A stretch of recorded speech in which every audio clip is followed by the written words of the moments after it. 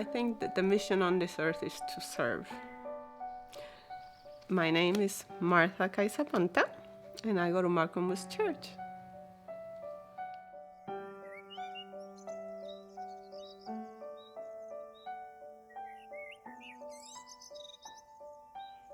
Before I became a Christian, I would live my life like most people that don't know the Lord, I guess. I would party a lot. I would go out to nightclubs with my husband at the time. But there was always an emptiness in my heart. And I knew that there was a void that I needed to fill, but I didn't know how. And I was talking to a friend, and she invited me to church. And it just happened that it was on a Friday night. It was a youth service.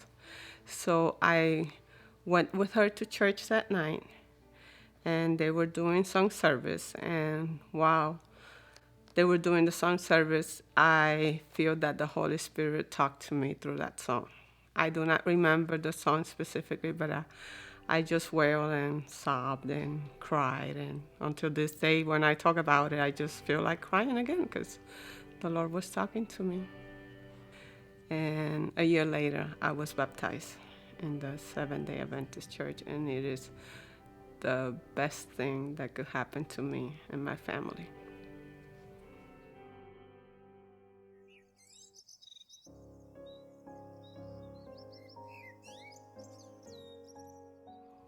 The peace that I have now, it wasn't there before. The peace that I have now, it's like, relax, you know? I got you. I created you, and you are mine. So that's the peace that I feel in my heart, that He's here, that He takes care of me, that He loves me, and He forgives me, because I am not perfect, but I know that He forgives, and there's forgiveness in God.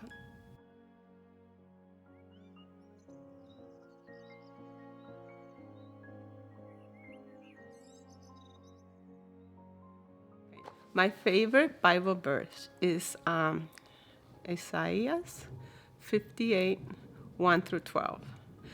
And it speaks about what you do for others. It tells you, it's almost like a guidance of how to serve others. And when we do those things, we are following God's commandment. That's what He did when He was on this earth.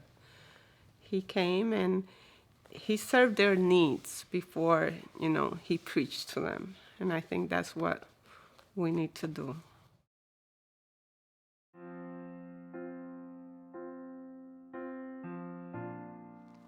My motive is my children because, God gave them to me for a reason.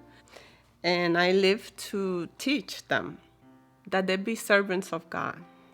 I would like them to be able to help people and bring them to God's feet. And for my grandkids also, that they can love the Lord and serve Him. I want them to have that inheritance of the love for the Lord, the love for others, the love for nature, the love for God's creatures. And I would love for them to pass it on to other generations.